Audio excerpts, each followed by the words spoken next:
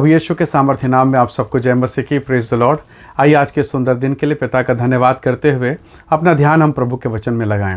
मेरे साथ प्रभु के वचन को निकालिएगा। भजन संहिता की किताब 119 अध्याय वचन 2 और उसका वचन 3। यहाँ इस प्रकार से लिखा है, मैं इसे आपके लिए पढ़ूंगा।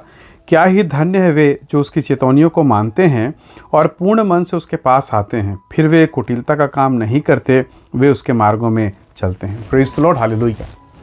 प्रभु के लोगों, जब आप परमेश्वर के मार्ग में चलते हैं, सच बताएं तो प्रभु ने क्या कहा है उसको समझिएगा। प्रभु ने कहा है सकरा है वो मार्ग जो जीवन को पहुंचाता है।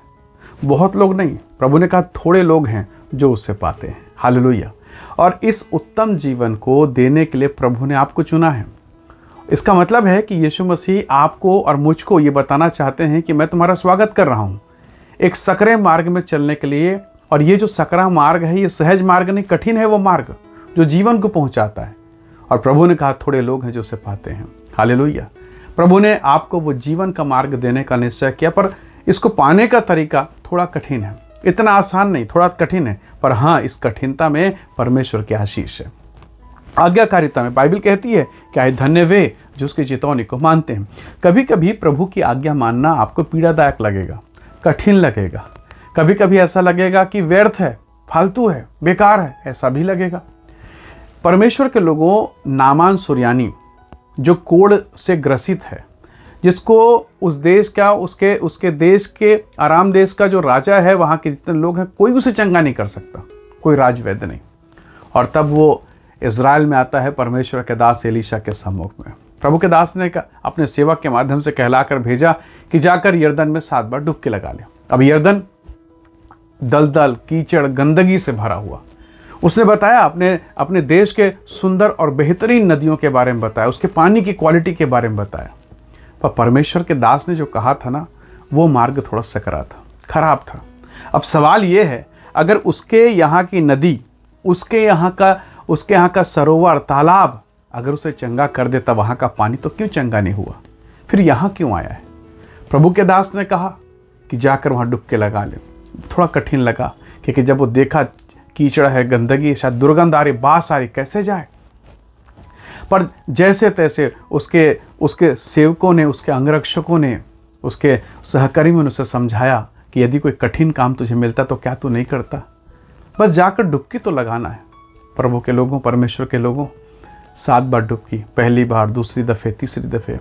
और जब 7वीं बार उसने डुबकी लगाया, बाइबल कहती है उसका शरीर छोटे से बच्चे के समान हो गया।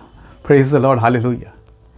पर क्या वो पसंद वाला काम था? क्या वो उसे पसंद से कर रहा था, खुशी खुशी कर? नहीं कर रहा था। भारी मन से, दबे मन से, छी छी छी, नाक बंद करके, आँख मुंह को बंद करके, क्योंकि गंदगी है, बदबू है, पर चंगाई है। हालेलुया। तो प्रभु के लोगों, कई बार परमेश्वर आपको सकरे मार्ग से लेकर जाता है, कठिन मार्ग से, जो आपको पसंद नहीं आ रहा है, जिसमें आपका मन नहीं लग रहा, जिसमें आपको आनंद नहीं आ रहा, लेकिन परमेश्वर को भाया है, उसी के द्वारा वो आपको जीवन दे। प्रभु के लोगों, एक सवाल मैं आपसे पूछता हूँ, क्या आप 500 रुपये में, आज 2023 है, आज 500 रुपये में आप 2 किलो टमाटर खरीदना चाहेंगे? कभी नहीं, क्योंकि आपको पता है टमाटर कैसे 500 रुपये का होगा, वो भी 2 किलो, असंभव है। आपको पता है ना टमाटर का मूल्य और 500 रुपये का मूल्य, दोनों में बहुत अंतर है। आप 1 किलो सोना देकर, 1 किलो गोल्ड देकर, उसके बदले में आधा किलो चांदी खरीदेंगे? आप कहेंगे ये तो मूर्खता वाला व्यवहार है, कैसे हो सकता है? आपको मूल्य पता है। आपसे एक सवाल मैं पूछ रहा हूं, आपका मूल्य क्या है? और मेरे और आपके मूल्य के बदले में यीशु का कीमत क्या है? बाइबल कहती है परमेश्वर ने जगत से ऐसा प्रेम के इकलौता बेटा दे दिया, ताकि जो कोई उस पर विश्वास करे वो नाश ना हो, परंतु अनंत जीवन पाए।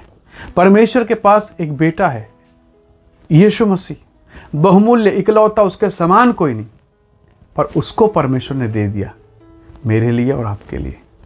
क्या मेरी वैल्यू है? मैंने आपसे कहा 2 किलो टमाटर के बदले में आप 500 देना चाहते नहीं है। आधा किलो चांदी के लिए 1 किलो सोना आप छोड़ने को तैयार नहीं है ना?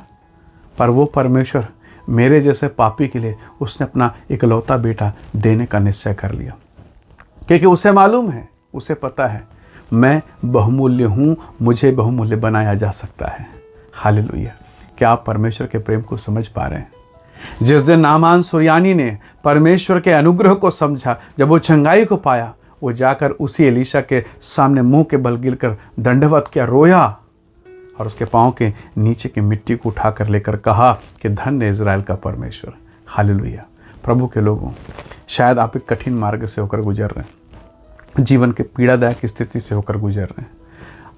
कई बार आपको लगता है कि मैं घर का किराया पटा पाऊंगा कि नहीं, बच्चे का फीस दे पाऊंगा कि नहीं, कैसे होगा, मेरा लाइफ में फंस गया हूँ, कोई उत्तर नहीं, उपवास और प्रार्थना करके मैं त्रस्त हो चुका हूँ, मेरी कोई नहीं सुन रहा है।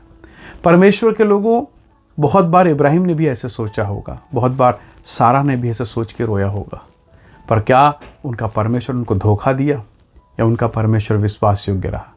यदि वो परमेश्वर विश्वास योग्य है तो वही परमेश्वर आपका परमेश्वर है, वह भी आपको कभी धोखा नहीं देगा, वो आपको उठाएगा। लगे रहिए, सकरा है मार्ग, जीवन को पहुंचाएगा और आप एक दिन गवाही देंगे। आइए इस समय हम प्रभु का धन्यवाद करें, अपने मनों को तैयार करें और बहुत ही नम्रता के साथ कहें कि परमेश्वर, मैं सकरे मार्ग में, मैं अपने भलाई के मार्ग में उस बेहतर जीवन में चलने के लिए तैयार हूँ, चाहे हानि उठाना पड़े, मैं तेरे साथ चलने को तैयार हूँ। प्रभु आपकी सहायता करे। आइए दुआ करें। प्रेमी अनुग्रहकारी स्वर्ग पिता, धन्यवाद मेरे प्रिय भाई बहन के लिए जो इस वीडियो, इस संदेश को देख रहे हैं, सुन रहे हैं। प्रभु इन्हें आशीषित करें, इन पर दया करें और अपनी सामर्थ्य से परिपूर्ण करें। जो भी कष्ट, पीड़ा, तकलीफ इनके जीवन में है, सब कुछ प्रभु यीशु के नाम से दूर हो। प्रभु ब्लेस करें, आशीष दें, प्रभु यीशु के नाम से मांगते हैं, आमीन आमीन। प्रभु आप सबको बहुत ऐसे आशीष दे। Praise the Lord. जय मसीह।